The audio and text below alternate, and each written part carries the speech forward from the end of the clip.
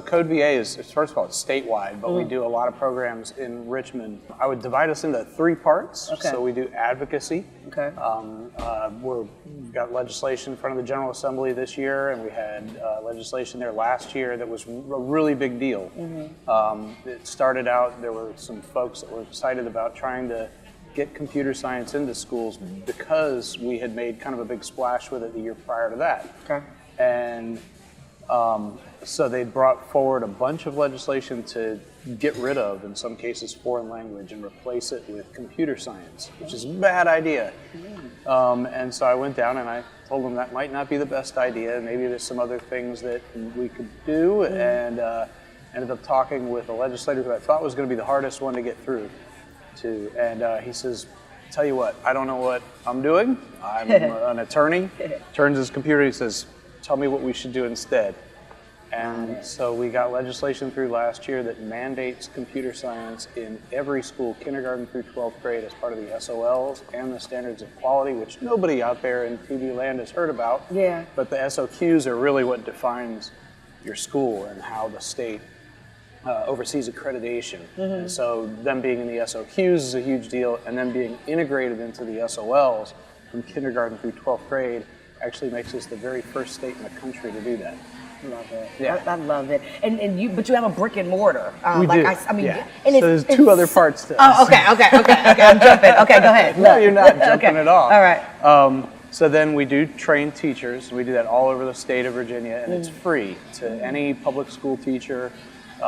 We train kindergarten through 5th grade teachers how to integrate ideas and concepts into their classrooms it's true to what the SOLs will eventually be. Those SOLs don't exist yet, but it's based largely on there's national standards that haven't been adopted as mandate by anybody, but they do exist, and Virginia's will be different, but this feeds into what ours will eventually look like. And then we train middle school teachers to integrate it into a science or a math class. We also have some standalone curriculum that they can use for a full year-long class or a semester course. And then we train high school teachers on full 180-day curricula that are, here's your intro to computer science, like earth science basically, but for computer science. And then AP computer science, we train teachers there as well. And then what you were talking about, the brick and mortar. Yeah.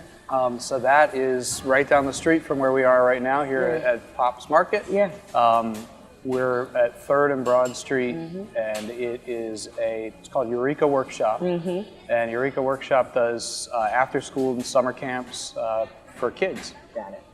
And they're partial scholarship, paid model. If we could scholarship every kid, we could. You helped to scholarship a bunch this past summer. We hope to do it again, yeah. And they are like, it's an arts and computer science integration. Okay. And that's what's cool about computer science. It integrates so well with every subject. It really is a core foundational subject. Everybody thinks of it as, oh, computer science is coding, it's going to get you a job. Yeah. Well, it really is more than that. It's an entire area of study, and it's algorithmic thinking and critical thinking skills and how to use. I mean, I teach a journalism class at VCU in 2 hours, and when I'm there, my first couple of weeks of class, what I always do is it's an algorithmic thinking exercise. It looks like a party icebreaker, and I have them.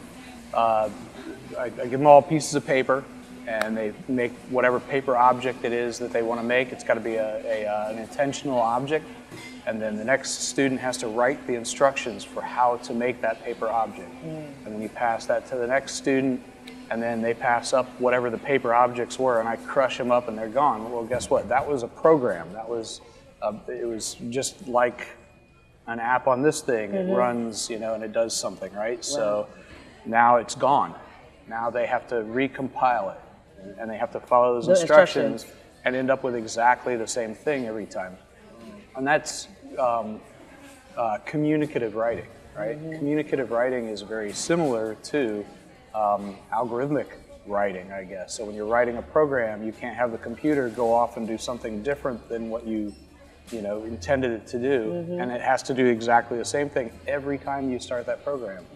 So when you go into the Facebook app to go and see what stupid thing I posted this morning, it's going to go into the Facebook app, and it'll do the same thing every time. Wow, that's very interesting. I mean, I had a brief overview of what happened, what you did and what was going on there, but that makes sense the way that you just said it. So thank you for explaining it the way that you did.